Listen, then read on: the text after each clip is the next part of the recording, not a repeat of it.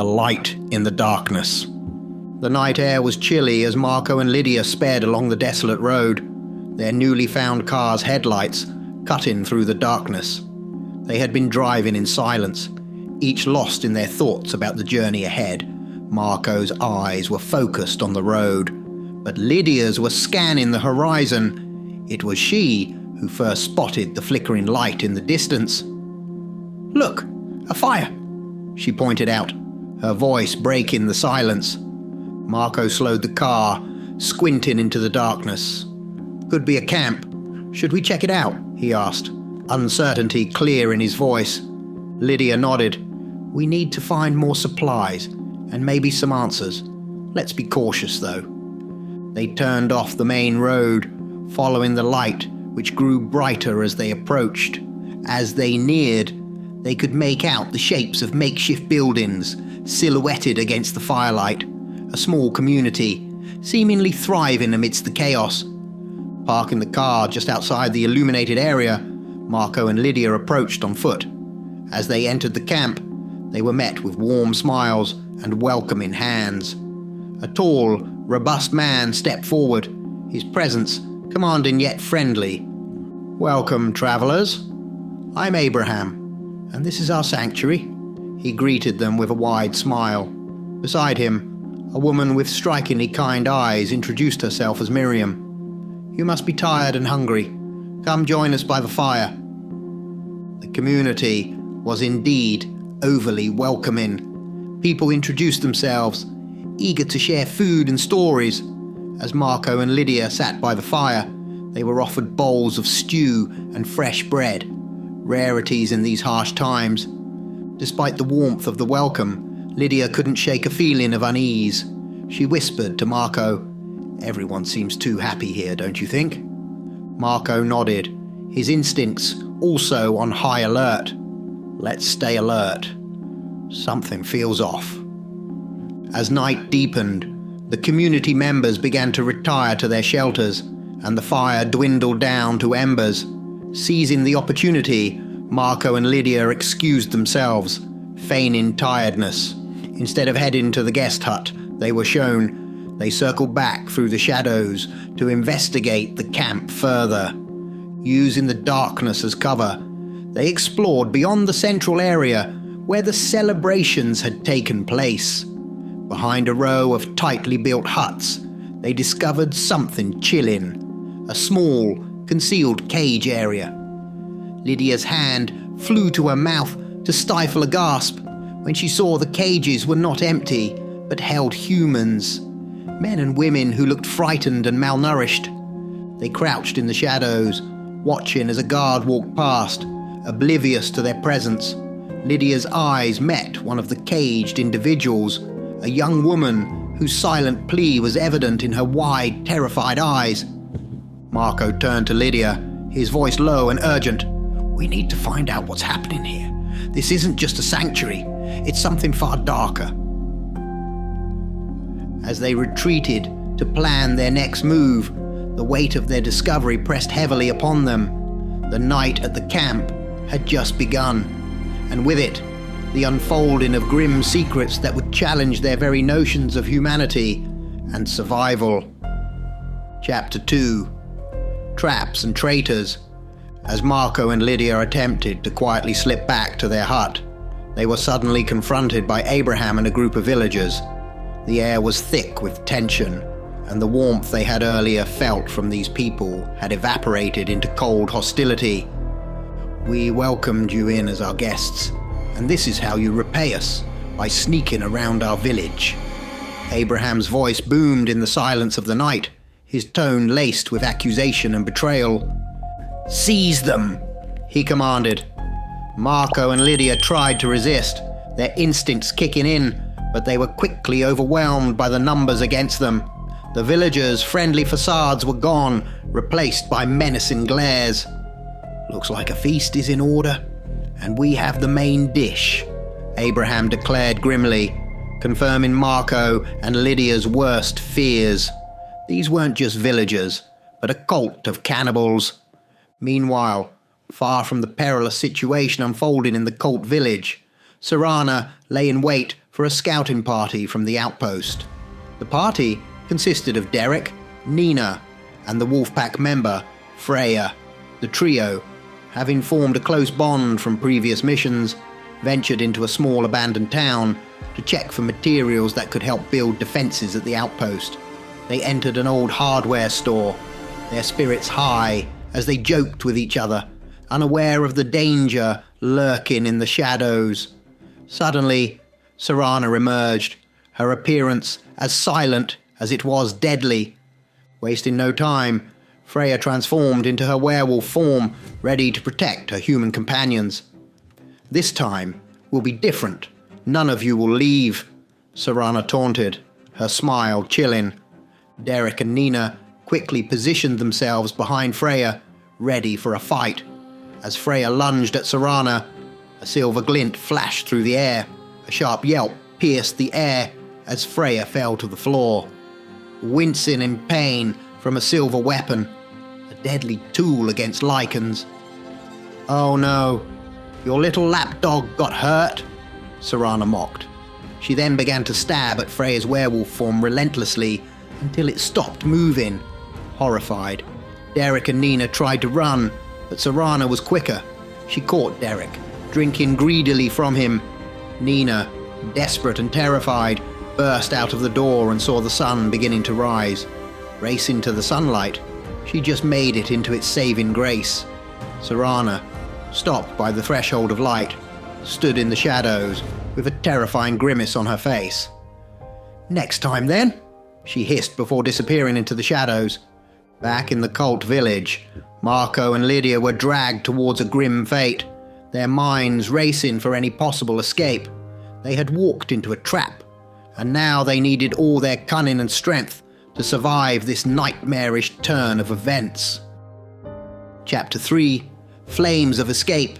Marco and Lydia were roughly thrown into a dark, makeshift cage, the sound of the metal door clanging shut, echoing ominously in the chilly air.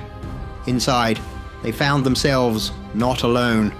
A third figure sat huddled in the corner, her eyes wide with a mixture of fear and resignation. She introduced herself as Rachel. "I came here with 2 friends, thinking we'd found a safe haven," she whispered, her voice hollow. "They were killed, eaten by these cult members. I was next." Lydia's expression hardened with determination. "We need to get out of here," she stated firmly. Rachel shook her head despondently. "There's no way out. We tried, but failed. There are too many of them to fight." Marco, who had been examining their surroundings, nodded in agreement. "We need a distraction," he murmured thoughtfully.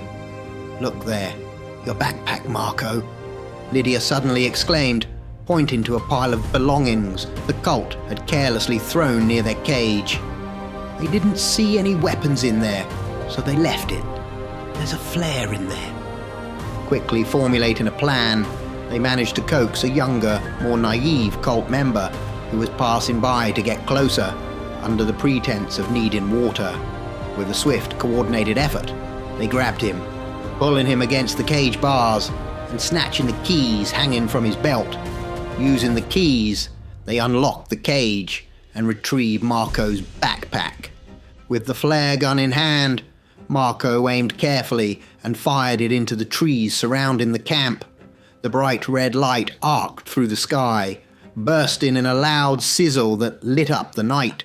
The sudden illumination startled everyone in the camp and, more crucially, attracted every undead in the vicinity towards the light and noise.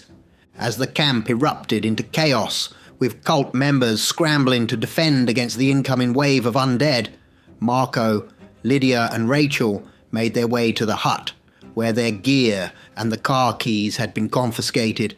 They easily overpowered the 2 guards distracted by the chaos outside, and grabbed their weapons and other belongings. Not wasting a moment, they raced past cult members who were now desperately fighting off the undead. Returning to the cages, Marco, Lydia, and Rachel quickly freed the remaining captives. "Take these," Lydia said, handing out weapons to the newly freed prisoners. Head for the woods and keep going. Don't look back." As the former captives scattered into the night, Marco, Lydia and Rachel sprinted to the garage. They uncovered the car, the same one they had arrived in, just as a large wave of undead slammed into the camp. The screams of the cult members filled the air. Marco fired up the engine, and with one last look at the chaos they were leaving behind, they sped off into the night. Behind them, the camp was overrun. The fire from the flare casting eerie shadows as the undead claimed the place that had once been a sanctuary of horror. Chapter 4. Onward to Uncertainty. As the car sped away from the chaos of the cultist camp, Marco, Lydia and Rachel found themselves aligned in a common purpose. The night was dark and the road ahead uncertain, yet the shared experience of narrow escape forged a quick bond among them. Marco focused on the road, but his mind was on the mission, to find the rumoured camp with vampire guards, and hopefully a weapon to destroy the undead for good. Breaking the silence, Marco glanced at Rachel in the rearview mirror. "So, where were you coming from before all this happened?" he asked, seeking to understand more about their new companion's past, and perhaps glean information that might aid their journey. Rachel sighed, her voice tinged with exhaustion and the weight of memories. "Months ago, we got separated from our stronghold, Fort Haven. It was devastated by a Lycan attack. The whole camp was thrown into chaos," she explained, her eyes distant with the recollection. "We travelled for what seemed like forever, until we stumbled upon that cult." The camp leader of Fort Haven, Captain Knox, broke off with a few members. I'm sure they escaped. We managed to get away too, but lost the others and travelled so long just to get captured by those maniacs. Rachel's tone was bitter as she recounted the harrowing ordeal. She paused, then added, "There was talk of weapons that may help our cause against the werewolves and the undead, but that's all I know." Lydia, who had been listening intently, nodded. Any information could be crucial.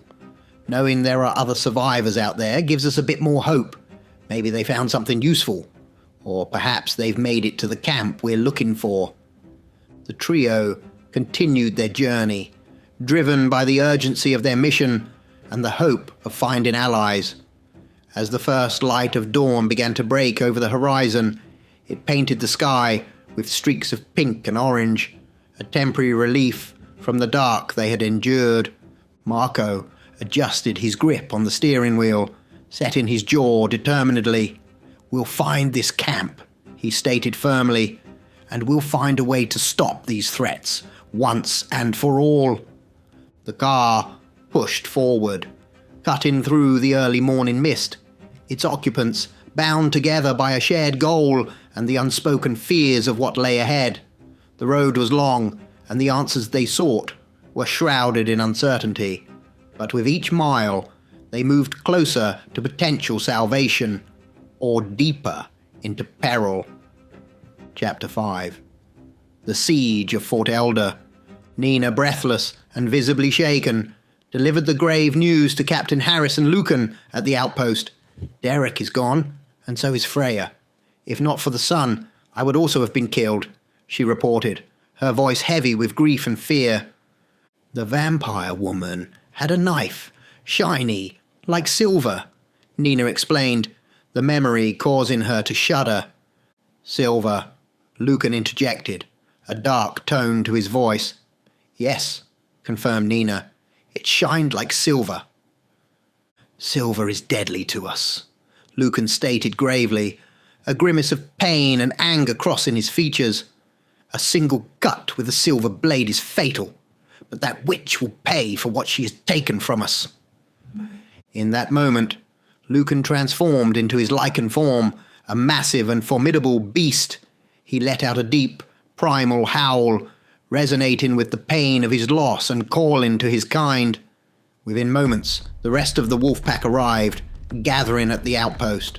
No words were spoken, but the primal message conveyed their shared loss and intensified their ferocity. Just as the wolf pack was about to depart for Fort Elder, Captain Harris threw some leather straps on the ground. "Wrap these around your arms. We were taught to wrap clothing when dealing with knife attacks. This leather will protect your arms," he instructed, his voice urgent. Lucan gave a snarl of acknowledgement, and several Lycans used the leather. However, Lucan himself refused to use it, driven by a deep need for vengeance that overshadowed caution. They jumped the walls and raced towards Fort Elder, fury blazing in their eyes. Encountering small groups of undead along the way, they dispatched them quickly, their minds set on their primary target. As they arrived at the fort, they were stunned to see it surrounded by a massive horde of undead, all shambling around the fort in a vast, protective circle. There were too many to kill, even in their state of enraged determination. Lucan issued a primal command, and all 9 Lycans formed a small triangle formation, beginning to drive a wedge through the circle. Claw and Fang dispatched the undead as they advanced. When they neared the walls, they easily climbed up and over. Inside the fort, they saw a group of undead, each armed with makeshift spears that shone in the remnants of the day's sun. These undead seemed different, somehow more intelligent, and the tips of their spears were coated with silver. A fierce battle ensued as the Lycans descended upon these undead guards. While the undead were clumsy and slow, the danger posed by the silver spears was a significant threat. The undead swung and prodded their spears at the attacking Lycans. Despite several close calls, the Lycans eventually overcame and destroyed the undead guards, their primal fury and agility turning the tide. Then applause echoed from the shadows as Elder and Serana appeared, the night now fully upon them. "I thought you would be stronger, but then again, I suppose you are just mongrels and not true Lycan," Elder taunted. As the pack turned to confront Elder and Serana, the gates opened and a wave of undead stormed into the center. A trap. An endless wave of undead began to attack the wolf pack. In the chaos, Elder suddenly appeared from the shadows next to a wolf pack member, slashing with a silver blade that luckily hit the leather on the werewolf's arm. Elder quickly vanished back into the shadows. Lucan, fighting off the undead, felt the sudden appearance of Serana next to him. Her silver blade connected with his back, and a whelp of pain escaped him as he collapsed. Sarah, seeing this, growled a command, and the others quickly formed a defensive circle around Lucan. One of the Lycans hoisted Lucan onto his back as they traversed the inner fort to climb up and escape. Their agility gave them a definitive advantage as they fled. Elder and Serana laughed as the wolf pack turned on its heels and ran, their tails metaphorically between their legs. "Their tail between their legs," Eldor shouted mockingly, watching as his enemies retreated into the night, wounded but still alive. Chapter 6. A dire situation. In the quiet of the outpost's makeshift infirmary, the wolf pack carefully laid Lucan down on a bed.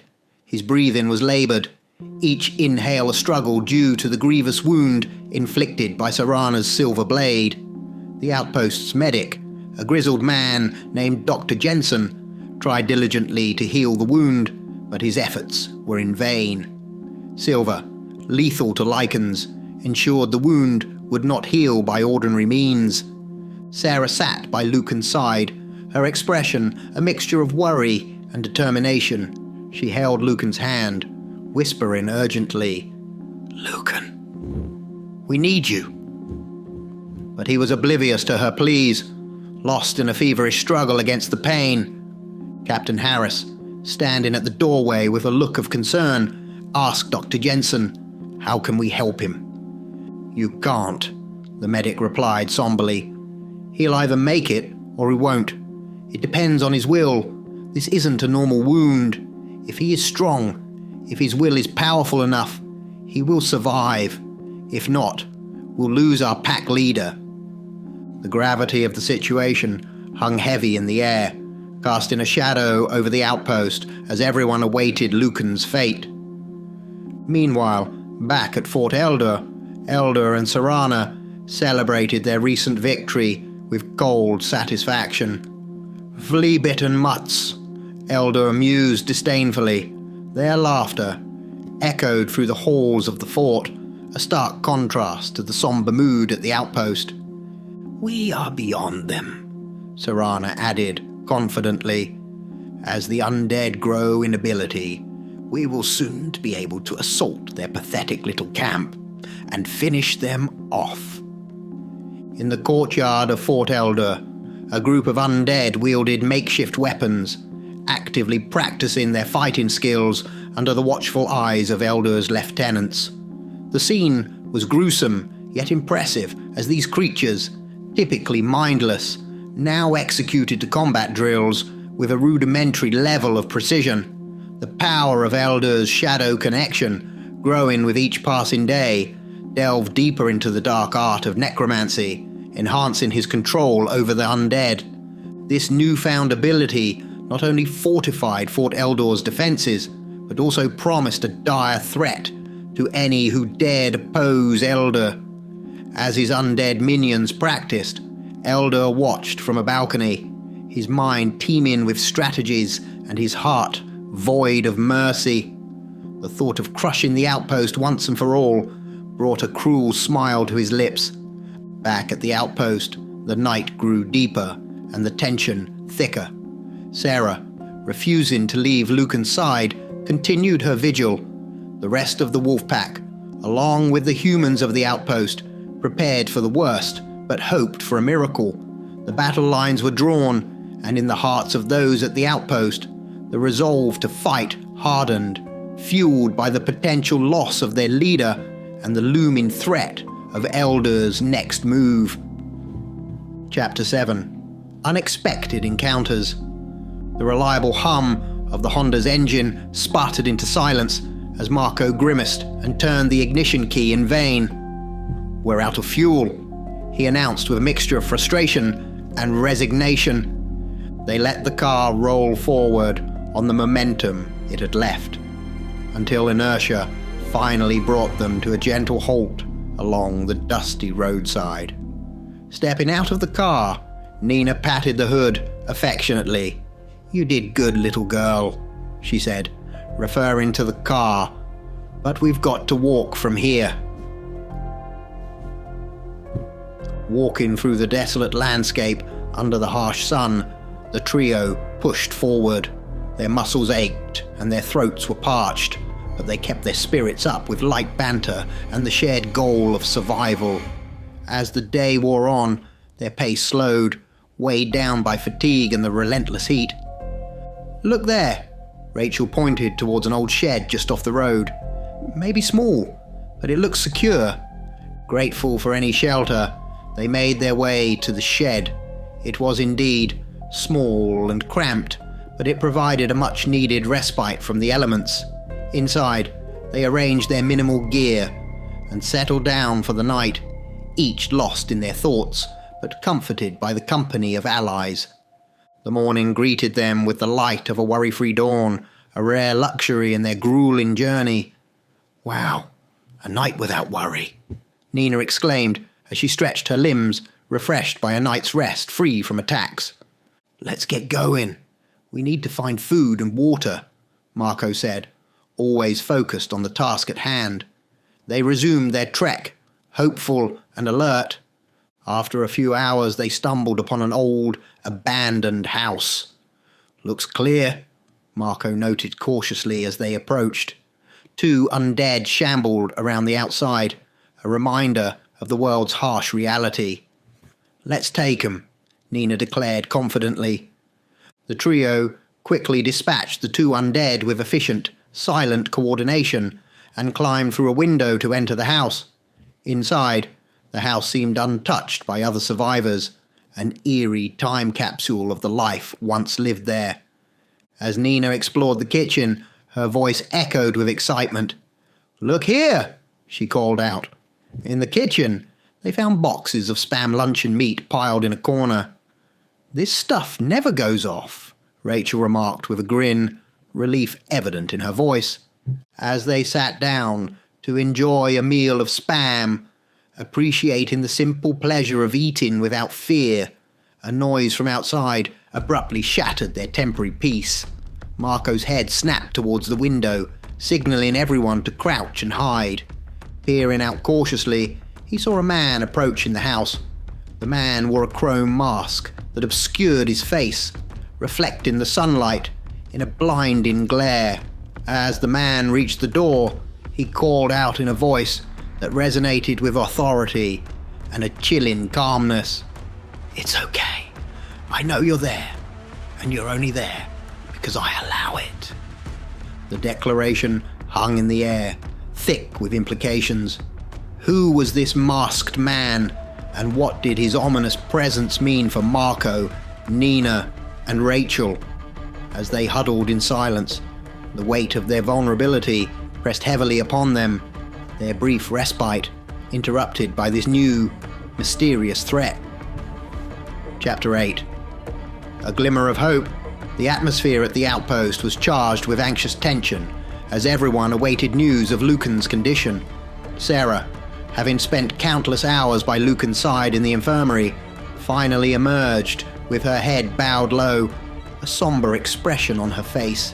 Then, unexpectedly, she looked up with a smile as Lucan walked through the door behind her, though clearly still in pain and moving cautiously. He was alive and had pulled through the worst of his injuries. At this sight, the wolf pack transformed and let out a series of joyful howls, their sounds echoing across the outpost. The human members of the outpost erupted into cheers, relieved and rejuvenated by Lucan's recovery. Sometime later, in the command tent, Captain Harris, Samantha, Commander Lewis, along with Lucan and Sarah, convened to discuss the looming danger posed by Elder. They spoke gravely about how the undead were not only increasing in number, but also growing stronger and more coordinated, likely due to Elder's deepening necromantic powers. The deadly combination of Elder and Serana, with their mastery of shadow forms and use of silver weapons, made them an even more formidable threat. An assault on the fort would yield too many casualties, and to simply hold out and wait for the undead to get even stronger is madness. Commander Lewis pointed out, "We need a strategy to combat the growing power of the elders and the undead," Captain Harris added, his voice laced with urgency. "What about Marco and Nina?" he then asked, clinging to the hope that their mission might yield some advantage. "We can't rely on a rumor," Commander Lewis countered pragmatically. "We need strong plans and a way to combat this rising danger." Lucan, still recovering, chimed in, "I am useless for the foreseeable future, but my wolf pack can help." His voice, though weak, carried a determined edge, his commitment to the cause unwavering despite his physical condition. As the meeting concluded, the members of the outpost felt a renewed sense of purpose, aware that the battle was far from over and that their resolve would be tested like never before. End of Part 3 of Crimson Dawn, Series 2. In the next installment, the mystery deepens. Who is the man in the chrome mask, and what are his intentions? Will the outpost manage to devise a strategy robust enough to combat Elder and his increasingly powerful undead army? And just how formidable can these enhanced undead become? Join us as the saga continues, where survival hangs by a thread and new alliances are forged in the face of overwhelming odds.